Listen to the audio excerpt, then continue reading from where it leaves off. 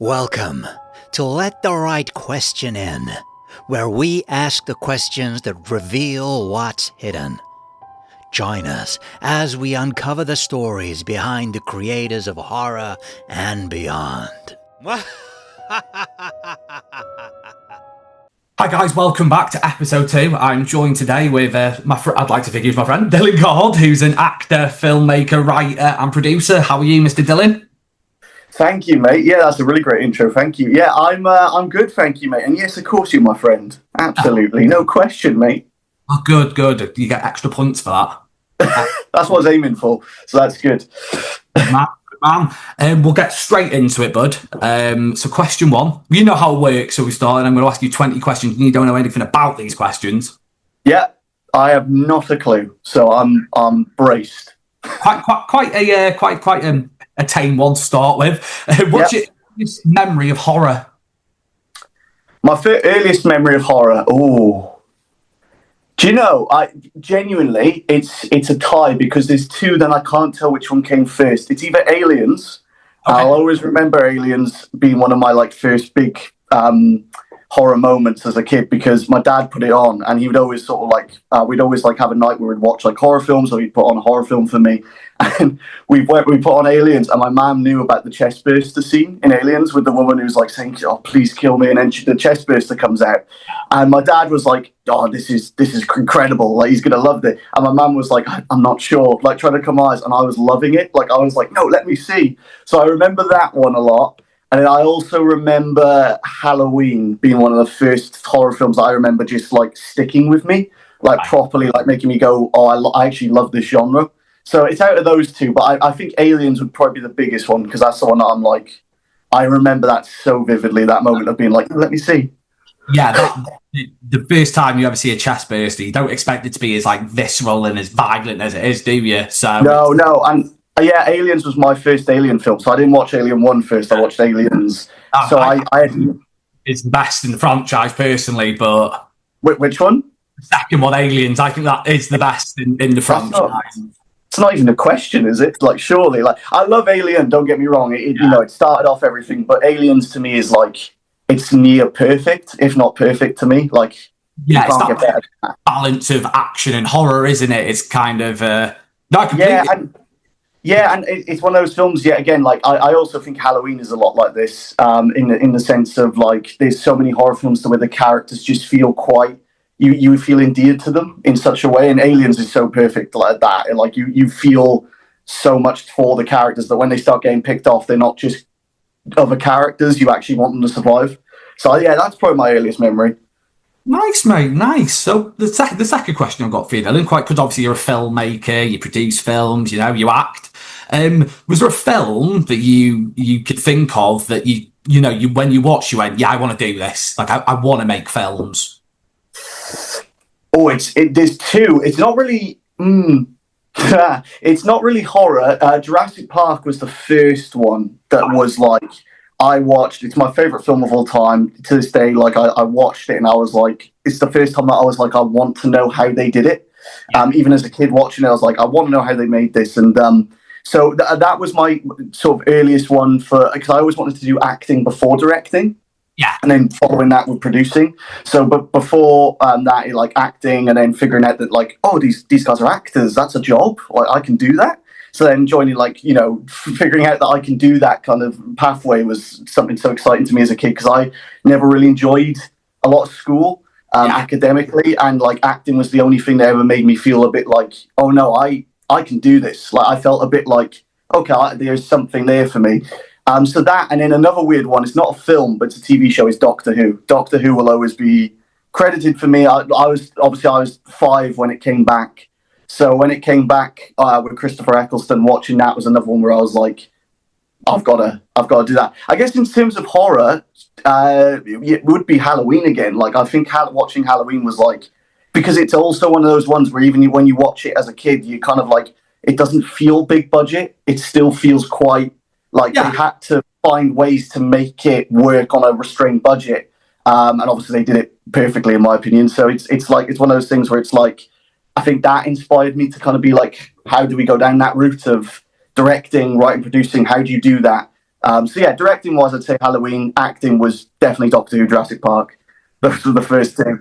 I am one of the rare instances of a horror fan that isn't a big fan of Halloween. I think Halloween 3 is the best Halloween film. I know.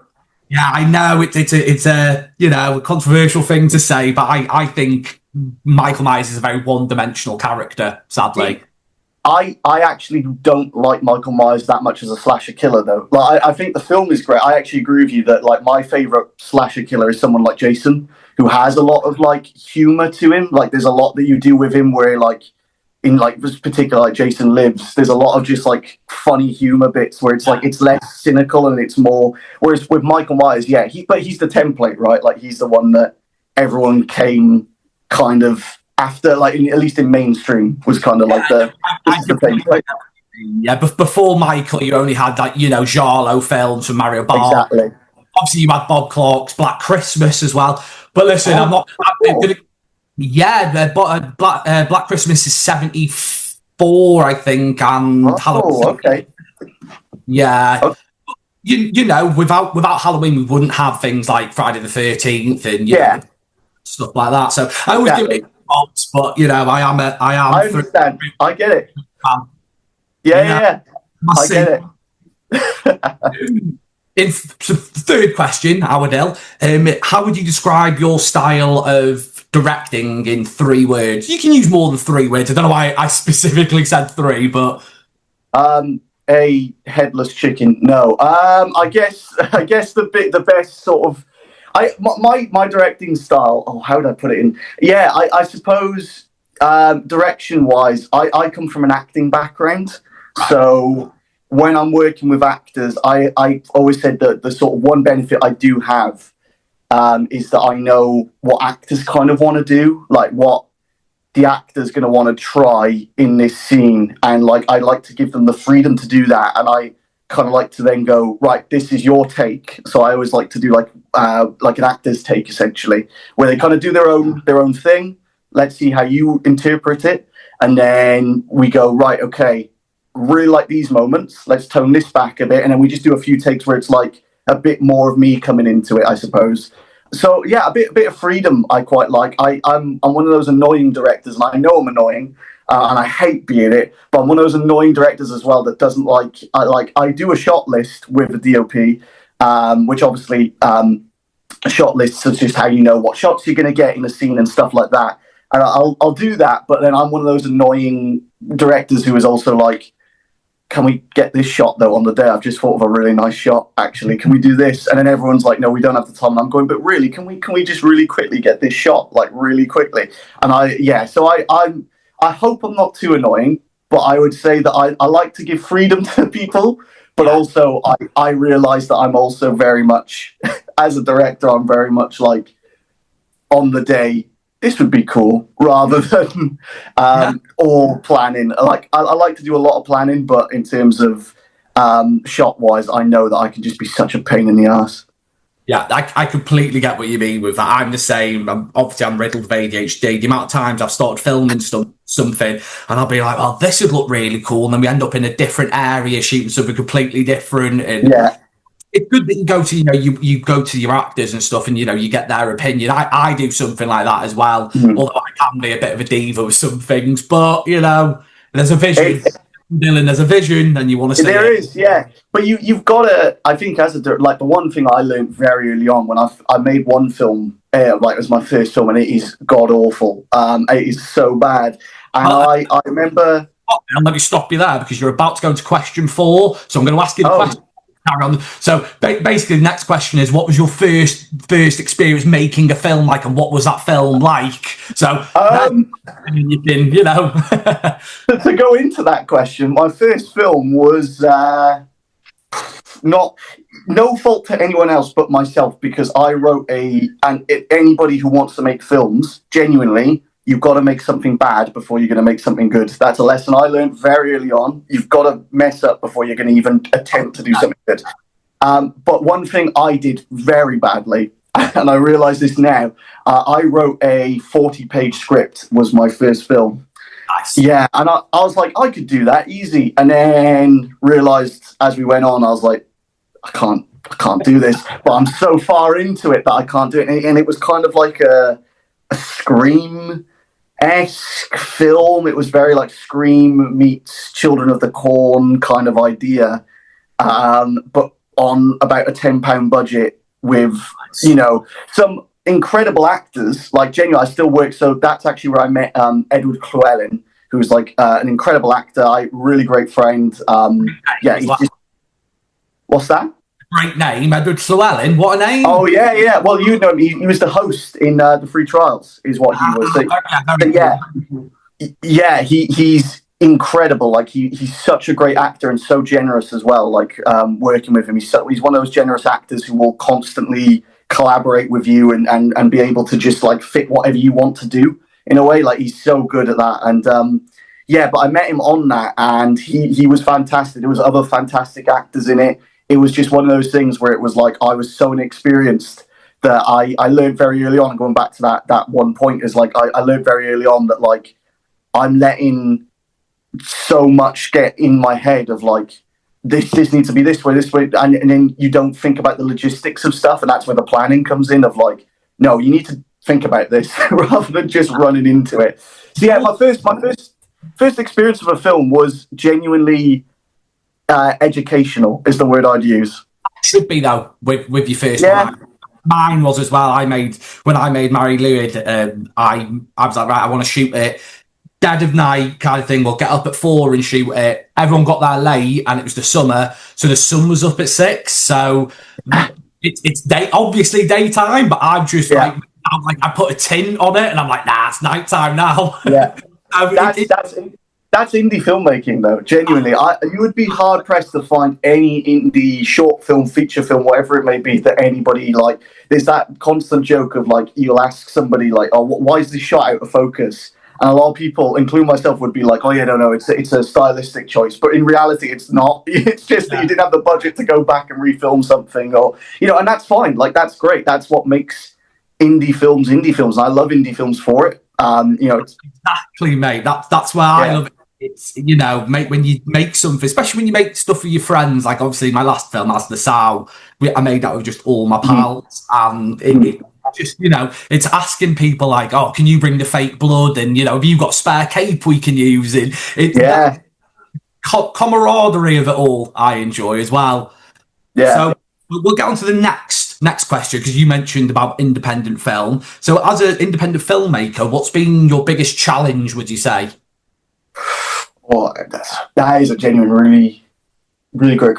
Biggest challenge I've faced so far is, I think, trying to get your work kind of recognized in a way. I think, like, even if you're not, it's the hardest thing for any filmmaker, like anybody, to try and get your work kind of, once it's done or once your script is done, trying to get it kind of recognized and seen is such a difficult process for any, and that goes in terms of even like acting, like you send out so many auditions and it's so difficult to be recognized in that way. Or, I think the biggest challenge I've genuinely faced is my own kind of mental challenge of like, if stuff doesn't go right, I kind of beat myself up about it, even to this day. And I hate, it's my worst quality I hate about myself, is that I'll beat myself up about it, even though everyone else around me is like, it's fine, it's okay, we can do this, like, it's fine.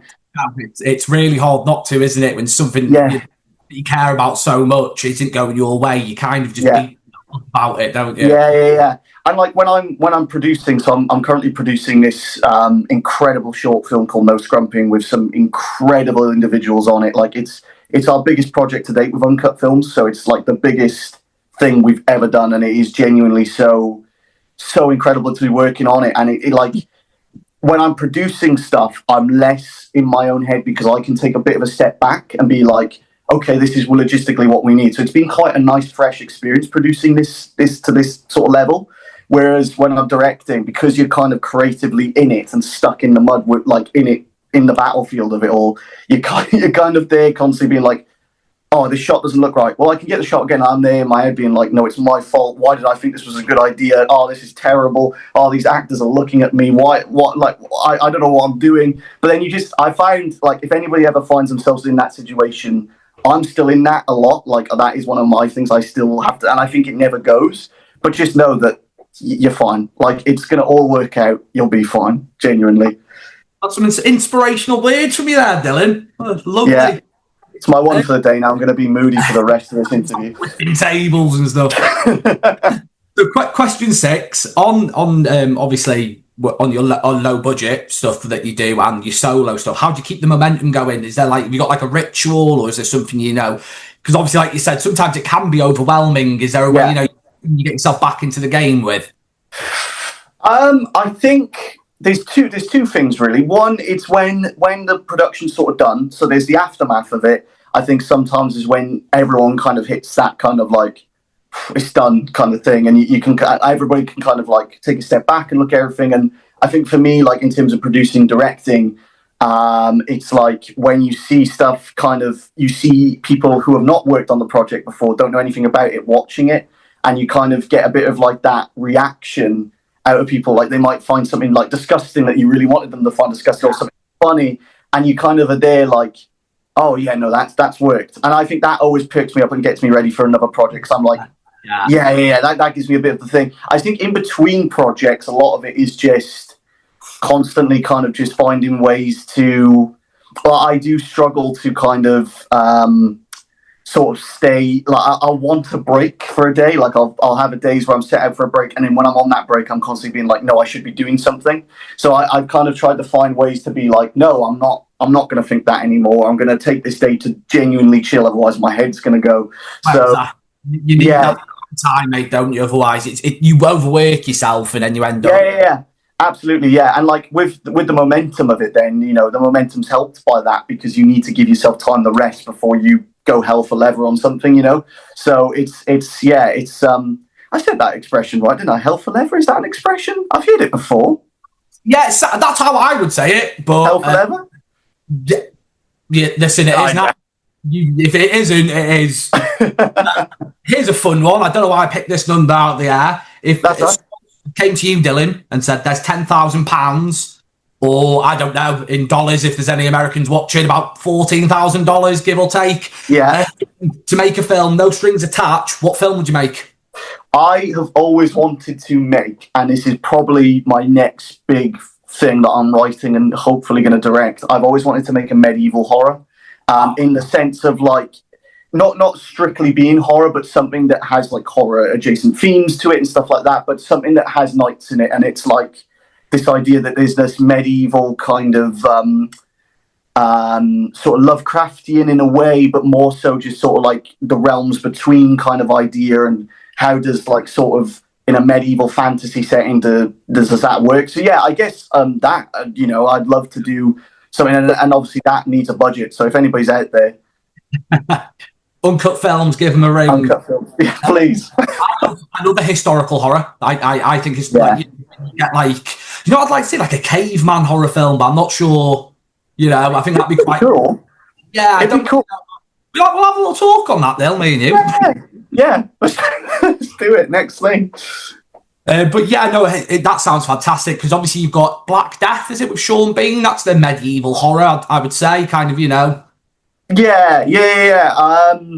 I've heard of that one. Obviously, you have the one that like everyone knows is like The Witch is obviously a very The Witch is a very like period set horror. You have it's a lot of like video games do it a lot. I found like very much like a medieval kind of video horror game. Even stuff like From Software's like Elden Ring, Bloodborne, like that kind of stuff. I really horror in those games is unreal. I love it, yeah, and people don't realize there is so much influence of horror in those games. Like just the fact that like all their stories sort of happen with like them going mad with like knowledge, something like that is like I love that kind of stuff. Wet dreams, aren't they? Those games, literally. Oh, God, yeah, literally. Well, I hope you get the money one day to make that film. Thank you, mate. That's fantastic, mate. Hoping to. Question 8, bud. What's a moment on set that you'll never forget, good or bad? Is there a moment that you always think back at and you're like, you can either go downhill with this one or uphill? It's up to you. There's one that I'll never forget, but I literally can't. I'm not gonna. I can't. There's like moments I remember that like working on stuff. I've been very fortunate to be able to work on some really cool projects and like upcoming projects. There's been some like, as there always is on set, there's been some ups and downs where morale's gone down, and you remember those moments quite vividly where people are just, you see dead behind the eyes of just people just sitting there like that. So I remember that quite a lot.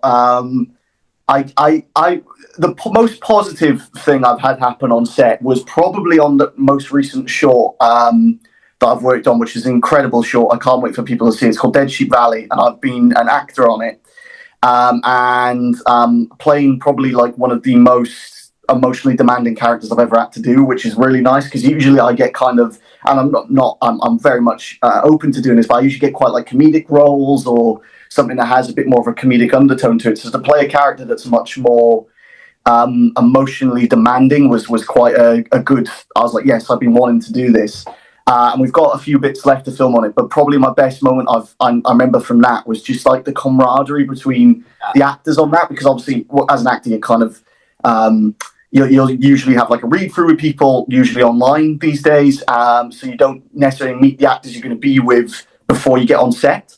And I knew a few of the actors, but I didn't know the main ones I was acting with. And Tyler and Sarah, their names are, and they are just fantastic actors. And when we all three of us are together on it, it was like a moment of like, yeah, it's that moment again of like, yeah, this works. Like all three of us are bouncing off each other and doing stuff. So I think those moments that I love, I'll always cherish and remember, is those types of moments where you just know something's clicking on set. So I can't say one particular thing. Sorry if that's a disappointing answer to it, but Never disappoint me, buddy. I think. Oh, thank you, mate. Thank you.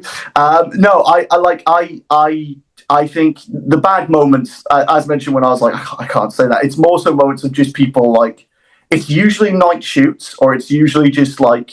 I remember I was on quite like a big production night shoot, so it was quite a big, and that's why I'm like, I'm not going to say anything, but it was like quite a big production night shoot, and just some of the actors just like are going insane, and seeing that in person, and just like me then like going, am I going insane? Like what's going on? Like those kind of moments of you just sitting there like, what's going on?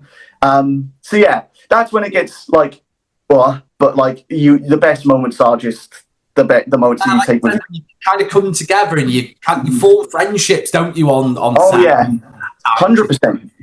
So 100%. Yeah, it's so good. But I need to get back on set. It's been too long.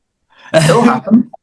But do you prefer practical effects or digital effects? And if so, what's your favourite effect that you've ever done on set? Oh, great question. My opinion on it is I don't prefer either. I think both are at best when they work in conjunction with each other, like they're both working together. So like I've always kind of said, it's the Jurassic Park approach again, of like my philosophy on CG and practical effects is you've got to have something tangible to make the unattainable, if that's even the word, unattainable, but make that thing that's not really there feel like it's there. So like, for example, Jurassic Park, you have the T-Rex coming out, it's all CG, but then they'll cut to a shot of the animatronic. So you can feel it, you can feel the weight of it, you can feel the kind of the real sense of that presence there. But then when it cuts back to CG, you're going, that's the same thing. Like I can still feel it because I've seen the real thing. So that's something I've always sort of brought on. And the one thing we did it with was the free trials TV pilot we did. We showed it at Rilla Thriller, which I still can't thank you enough for. Such a brilliant experience, and seeing just so many people actually like watching it and come up and asking questions was great. Fantastic. You can watch that on YouTube, can't you? Give a little plug. You can't watch it on YouTube. It's currently not out anywhere. But maybe one day. I'm hoping maybe one day we'll get it up there. It's very good. It's very. I'm not. Thank you, mate. Smoke up your bull, mate. It's very good, mate. I appreciate it. We did all. No, it's one of those ones where it's sort of like I want to release it at some point. I know everybody wants it released. It's just finding the right time at the minute with all the other projects going on, because I don't want one thing to overshadow the other. It's always one of those things. So yeah, but maybe end of this year. Who knows? But one of the best effects we did, which is a spoiler for it, but just sort of like one of the best things we did was we did a throat rip. Kill, which is something I've always wanted to do, was like, how are we going to make, and I'm a big sort of Mortal Kombat fan, so I remember seeing like Liu Kang do it in one of the games, and I was like, I really want to do that, but in a slasher sense, and how do we fit it in? And I also believe in the idea of like violence kind of has to have a reason for being there in a film. So like it has to show character, or it has to be a big moment for you to have it hit. So we had this character, the Beldam, whose mask is actually just up there. But the Beldam is this character who's our slasher killer. She's very strong, and we wanted to show that in a way of like, how do we show that without having her say it, or one of the characters be like, oh, she's strong?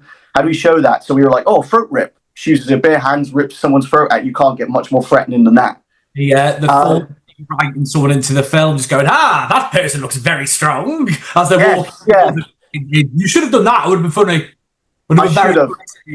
I should have. Yeah, the better writer would have done that, but I didn't. But no, the throat rip was kind of like one of those things where what we did was we had to use CG. Obviously, we didn't have the budget to do like a big practical. We looked at that, we just couldn't do it within our budget. So we were like, right, we're going to do CG, and we had this brilliant CG artist on it called Jacob, and he did the effect. And what we did was, yet again, that tangible meets the sort of non-real. When the CG throat rip happens, we cut straight away to mince, sort of like this, like assorted, like looking mincemeat sort of bits that we made, and like we put fake blood all over it, drenched it, and then she squeezes it so that all of it drips down, and you see just bits coming off, and that's all practical, so that what you've just seen is something real meets CG. So I think, in a long-winded answer, so I do apologise, I think that's what it's about. I think CG and practical effects are both brilliant. And there's this weird, so I'm going to go on a little rant, but there's this weird thing with film companies at the minute where they seem to be like, oh, it's all practical. Oh, we all did our own stunts and we did it for real and we hung this man off a plane. And then you actually look at the behind the scenes and most of it is CG as well. And it's like, it's great to say that all this is practical, but there's so many people who work hours on CG that get underappreciated. And I think, when you merge the two, especially in horror, when you merge the two, it can be so effective. And so, I love both. I can't really pick between either or, really. I'm glad you gave that answer, to be honest with you, because I feel like if you gave one or the other, it would have been boring now, to be honest with you. That's all good. Yeah, I like that. Thanks for that, Dylan. That's right. Questions, we're halfway through now. Question 10, Dill. Yeah. You could cast an actor, dead or alive, for your next film. Who would it be and why? David Tennant, because I would adore.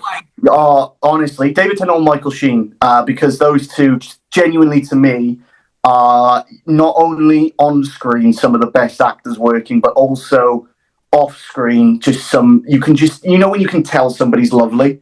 You could just tell that somebody is lovely to work with, and everybody says such nice things. But David Tennant's always been my sort of. I tend not to try to look up to sort of like, online personalities or film, but David Tennant's always been that one of like, no, if I'm going to be in this industry, I want to be like him, kind of like that way. Or him and Martin Sheen, Michael Sheen have got good such chemistry as well. Oh yeah. Each other so well. Yeah. So my sort of two would be. What's that? Your favourite Doctor? Being a Doctor Who fan, I've never really watched Doctor Who, so. Easily David Tennant. Easily. There's no for me, like with Doctor Who, I've always sort of grown up with David Tennant. So it's going to be one of those things where he's my favourite actor. I've grown up with him. It'd be wrong for me to be like he's not my favourite. But I've always loved like Peter Capaldi, Tom Baker. Like some of the more doctors who obviously Tom Baker's massively popular, but like sort of modern days times, you kind of go, oh, like we got to look back and appreciate these doctors as well. They're so good. I'd also love to work with like actors, like you see actors who are like, and this is obviously just throwing names out there, like massive names now, but like you say like Florence Pugh and everything like that. They just seem like such incredible actors that like either being on screen or behind the camera, like I'd just love to work with actors like that. It'd be so good. Yeah, she is a very talented woman. Like she's a very good actor. Yeah. That again, Dylan, great answer. Thank you, mate. Sheen, good guy. Michael Sheen's speech about Wales as well. Oh, what a man! I mean, if you're proud Welsh, as I'm sure both of us are, you kind of. I think anybody who's like, oh, I don't like Michael Sheen, it turns a bit of a head of like, hang on, what did you just say? Like that's one of like that. Come on, mate. Lighting your torches. What did you just say? Yeah. So next question: what horror cliche do you secretly love, or not even secretly? What horror cliche are you just like? Yeah, like I don't feel like it's a horror film without that. So, like you've got your obvious tripping over nothings and stuff like that. Yeah.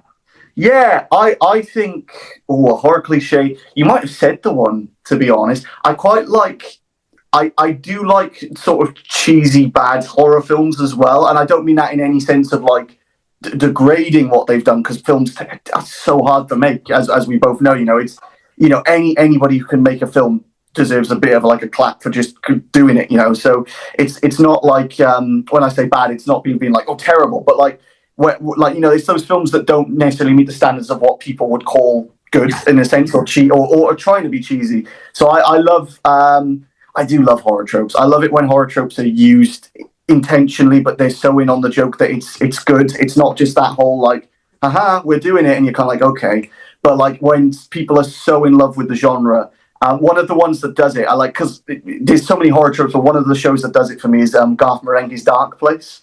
That is just, I just love the character of Garth Marenghi and how he's just a cliche of just these kind of authors.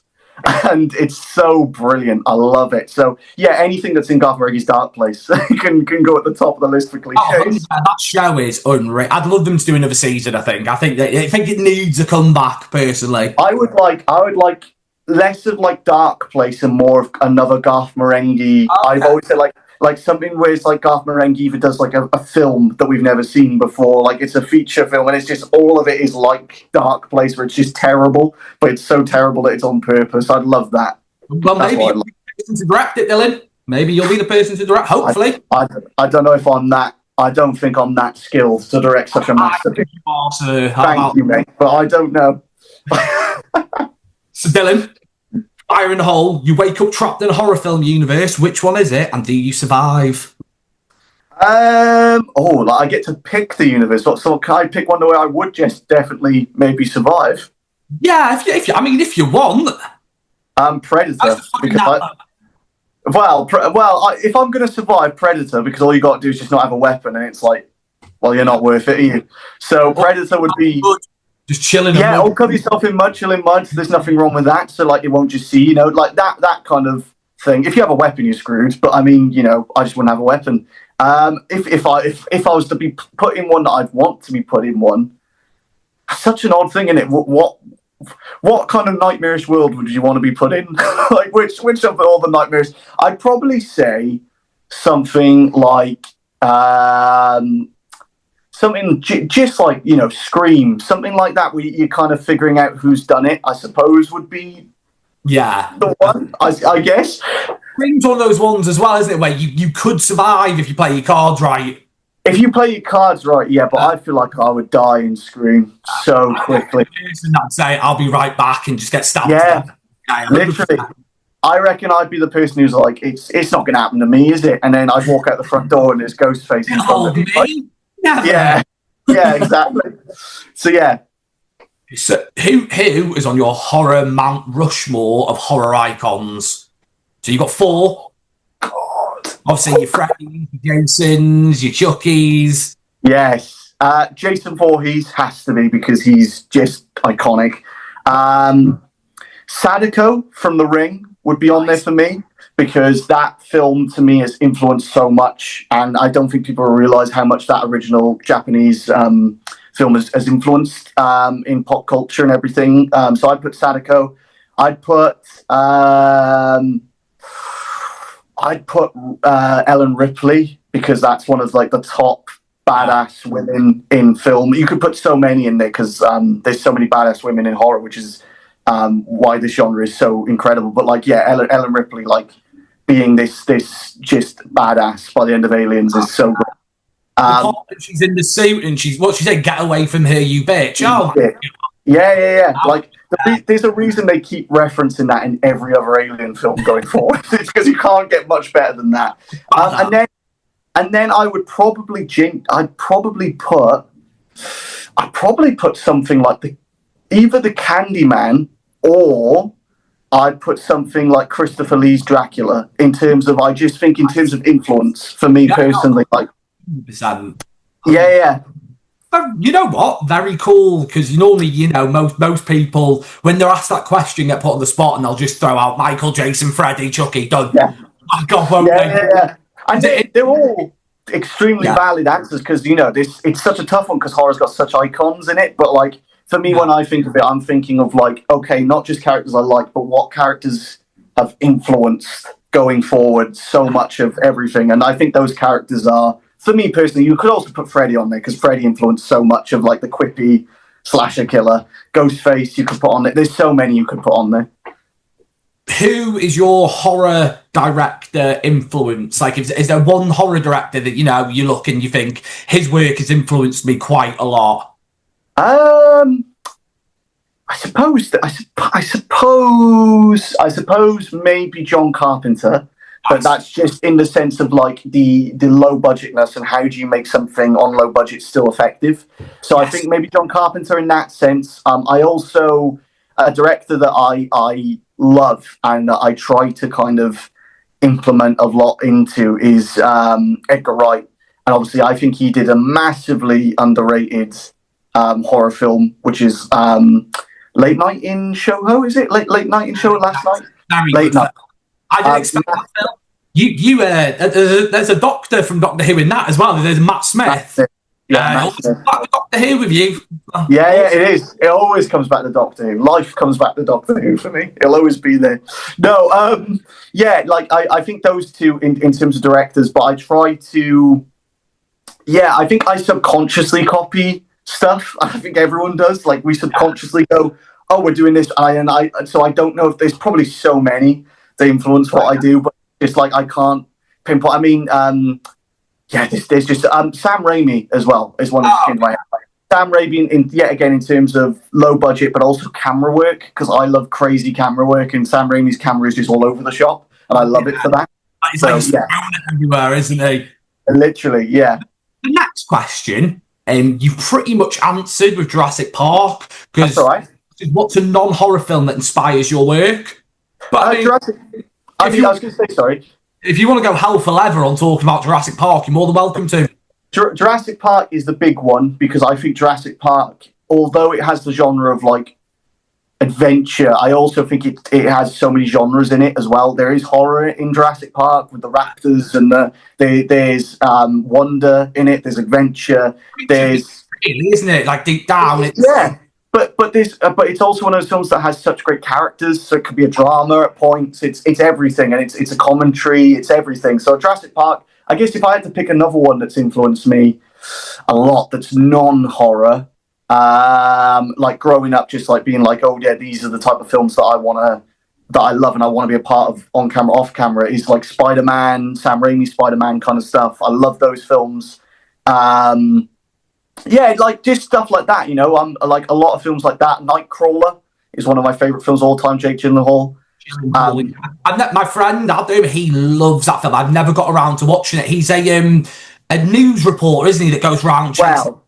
Yeah, he essentially gets like footage of like the horrific accidents and stuff like that, and he's just an awful human being, and you're following this awful human being for the entire film. But it's more so just the sense of like how it keeps you kind of just.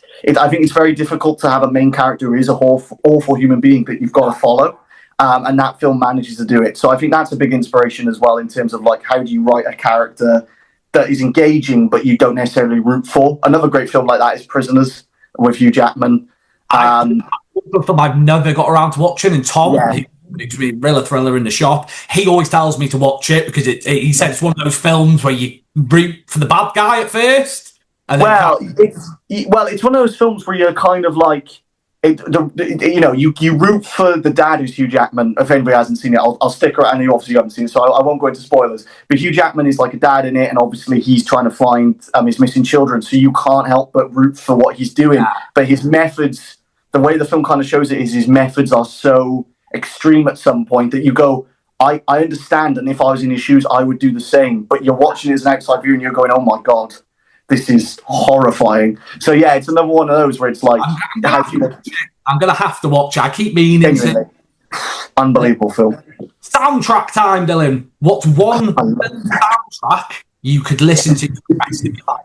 If it was I just love soundtracks. Oh, that's such a great question. you're on a desert island. Go pick one. You're on a desert island. It's the only soundtrack you can listen to. And it's horror related. No, it has to be. If you don't want it to be, if there's a soundtrack you can't live without, go for it. I've got a recent one because I can't stop listening to it at the minute, and it would be lying if I didn't say this. Sinners soundtrack is possibly one of the most incredible things outside of horror, whatever it may be, is one of the most incredible things I've ever heard. Have you seen Sinners yet? I've just about to say I've not got around to watching it. Unreal fit. Like that film for me was like watching like Jurassic Park for the first, like kind of watching something and being like, there's one scene, and I won't say what it is, but I bet if anybody's watching has seen the film, they'll know the scene I'm on about. By just going like, there's one scene that had my jaw on the floor, and I couldn't believe it. But yeah, I'd say Sinner soundtrack is like at the minute the one. Amazing. It does look fantastic. It does look really good. Yeah. This is quite a nice personal one I threw in, Dylan. What advice would you give someone wanting to make their first indie film? If you just had to give them a piece of advice, get them going in the industry. Don't ever feel like failing is a bad thing. Failing is an incredible thing to do. You've got to fail. I think a lot of, not going too deep into it, but I think a lot of people feel like failure, especially in this day and age with the internet and how people can anonymously type. I've had horrible messages come up about films or personal or otherwise come up in the past before about like, oh, why are you even bothering doing this? Like I've literally had messages being like, why are you even bothering? When I first did my first ever film, which I know was terrible, but you kind of just get these messages and you kind of go, right, okay, like this sucks. But if you ever feel like you are failing, or if you feel like you are kind of like it didn't go out the way it's planned, never treat it as that's a bad thing, because it's not. You've got to fail before you make something good. If somebody makes something good the first time around, I think they're magic, because I don't think that's true. I think anytime people are like, this is their first film and it's incredible, I genuinely think that there's so much that has gone before that. They've definitely done a lot of stuff that has messed up before that. And, you know, never feel like failing is the end of everything, because it is not. You're going to fail. Just get back up, and there's enough room in this industry. And that'd be the other thing I say. A lot of times in this industry, as an actor, director, producer, you get told that you're competing with people, and that's true to a certain extent. There's a lot going on, but there's enough room in this industry for everyone. So don't listen to anybody who's telling you there's not. Just do your thing, and it will work out. I should have made that the last question, because that was poetry, Dylan. That was Get much better than this, Chad. I thought that was it. No, I can't get higher than it. There's another 3 questions, and none of them are as beautiful and deep as that. So we're just gonna have to keep going. Re-edit it so it like shuffles it to me. We're gonna have to, mate. That's a well good note to end on. So this is so. The next question is, what's the most underrated horror film of all time? But there's so many underrated horror films. I think the horror genre up until this point has been underrated and undervalued. Up until Substance, and people saw how good Substance was and was like, it's got to be nominated. And like obviously Robert Eggers has been doing so much incredible work as well, and into getting horror seen as like, and I hate the whole thing of like, oh no, it's an art piece, this horror. No, it's not. It's still horror. It's in the same genre as everything else. Shut up. But anybody who says that, by the way, that is your opinion, and it's completely valid. I don't mean, I'm just joking, but at the same time, it is still horror.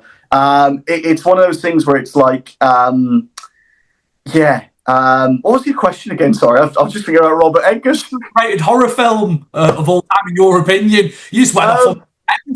I'm so sorry, mate. I do it all the time. I just derail a conversation completely. Most underrated, I would genuinely say, is the Japanese Ringu, which is one of my favorite films of all time. I think the reason I think it's underrated is because everyone thinks of the American one, which I do think is a genuine good horror film. But to me personally, nothing beats the original, because it's less of just strictly horror, and it's more of a psychological sort of talk about characters and how they feel. Well, in that one, it feels. Yeah.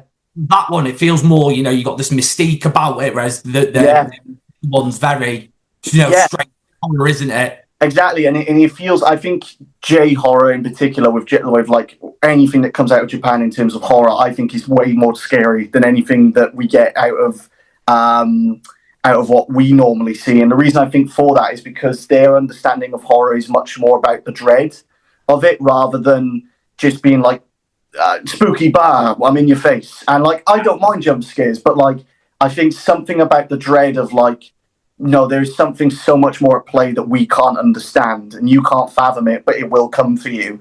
I think is so, it's so haunting compared to other stuff. So yeah, probably that would be my most underrated. Yeah, no, that's great. I'd agree. It's very underrated. I completely agree. I'm going to swap these two questions round now, just because the number 19 is a good one to end on. That's right.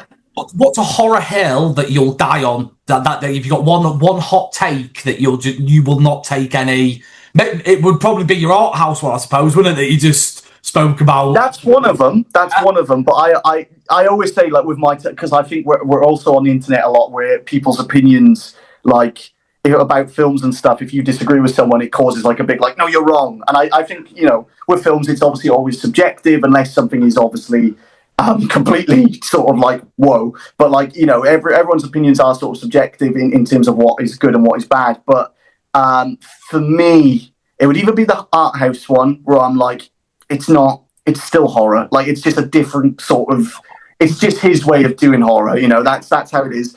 Or I love the people who work on this film, but I don't think Terrifier is as good as people say it is. Completely agree. Completely. Yeah. And I love the people who work on it, by the way. Like, the people who work on it, the director is great. You have so many talented individuals working on that. I don't see many interviews of them, but you can just tell they're talented. They're at the top of their sort of game with like practical effects and everything like that. But I can remember I watched the first one and I got halfway through and it wasn't because it was disgusting I had to turn it off. It was genuinely just one of those things where I was like, it ain't for me. Which is fine. Not everything has to be for you. But like, yeah, and I but for me, I always kind of go like, every time I go, I don't really like Terrifier all that much. I have like tons of people being like, I can't believe you said that. It's like, it's the most, it's horror is back and it's never been so back because it's not pulling its punches. And I'm like, no, we've had plenty of films do that.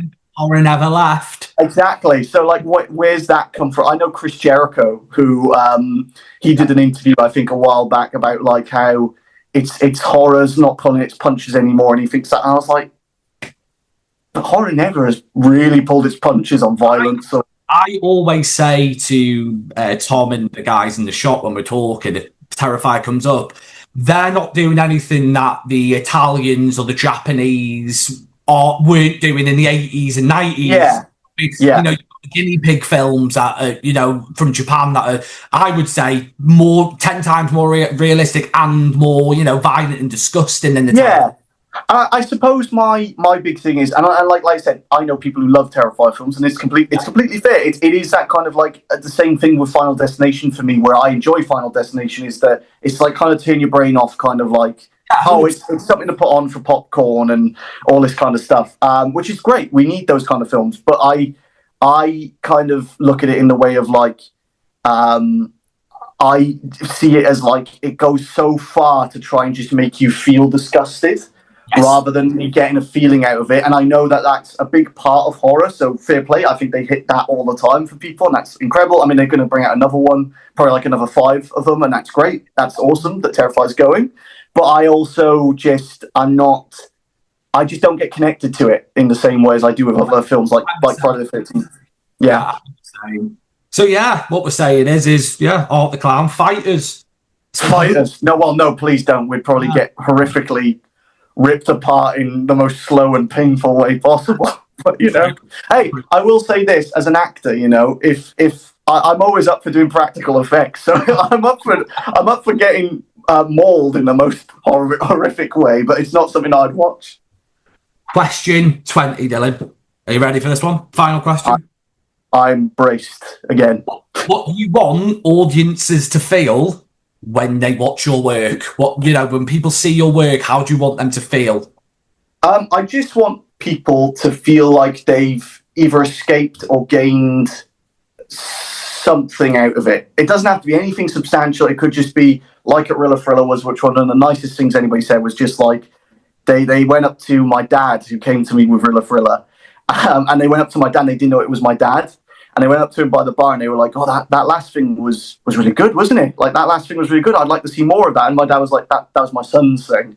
And just hearing that kind of stuff is like the stuff where I'm like, that's how I want people to feel. It's just like that sense of like, no, I enjoyed that and I really liked watching it. I think for if I'm acting, anything like that, it's just to feel some sort of connection to what we're doing.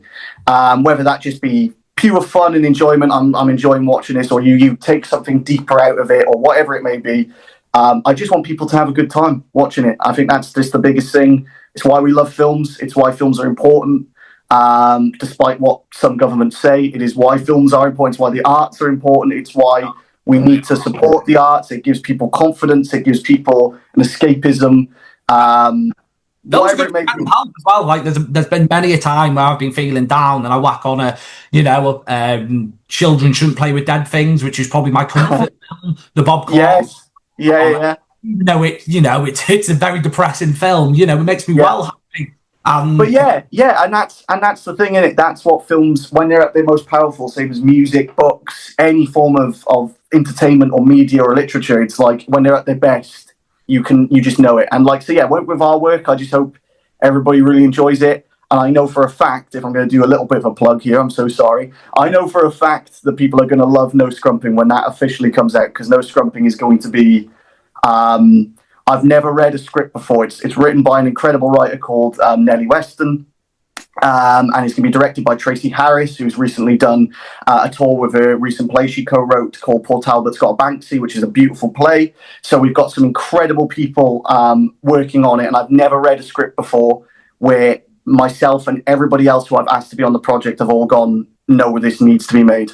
I've never seen it before where everybody simultaneously has gone, this is special. So look forward to that whenever that short film is done and made. We're shooting it soon, so hopefully coming to a Rilla Thriller or a film festival near you. I'm always willing to show anything for you, Howard Dylan. So well done. You survived the gauntlet of right question in. Thank you. All right. I know you just done a little plug, but I want to know if you want to plug anything else, like if you want to talk to people about Uncut Films, is there anything else you want to throw out there for the people? So obviously we've got No Scrumping coming up. Stay tuned for that, because that is genuinely going to be a proper experience. So we're going to start sharing more about that very soon. So stay tuned for that. Acting wise, we've got Dead Sheep Valley. Incredible people have worked on that. I've worked with some awesome actors on it, and I can't recommend it enough when that comes out. If you like The Last of Us, if you like The Quiet Place, it's going to be for you. I suppose with Uncut Films, we're always open to we're a very small production company at the minute, but we're looking to just make good stuff that is made in Wales, that is genuinely saying, no, this is what people really want to see, and we're going to try and help people get into the industry, because I want people to feel like they don't necessarily have to know. I feel like there's such a big thing in the industry where you kind of have to beg for opportunities, and I don't want that anymore. I want to be there to sort of like not be a savior, because I'm not a savior like that. Like, oh, I'm the god of savior of the. I'm not that at all. Like that would be utter crap to say that, because I'm still looking for opportunities. I'm still working, but I want to be able to form a group of people who go, this is fantastic. We want to make this. Let's make this, and let's show people something special. So and thank you so much, Chad, for doing all your work in the horror community, with the community, you, Tom, everybody else on the Rilla Thriller team, because it helps us be seen as well. So thank you. I will put links to Uncut Films, everything in the bio for this as well. So if you want to check out any of Dylan's socials and that, do have a look. And there is one question left, Dylan. Who do you want to see on the show next? Do you have anyone in particular you want to say?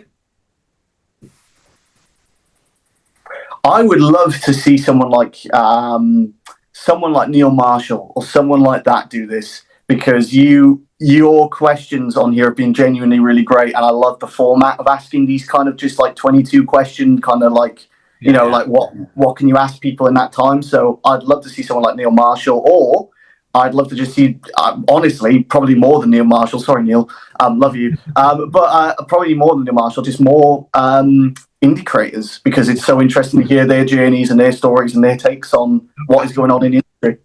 Well, thank you so much for coming on, Dylan, and I'm sure we'll be in contact within the next. So anyway, we talk quite often, don't we? So and good luck with everything you've got going. Thank you, mate. No, thank you, and I can't wait for Rilla Frilla Free. Get your tickets for Rilla Frilla Free now. You'd be missing out if you don't. Cheers, here's my shameless plug for you. Well, wasn't that fun? Thanks again for joining us on Let the Right Question In, and join us next time when we'll be speaking to a man who's been there from the very beginning. We'll be diving deep into the knowledge of Jason Neil Jones.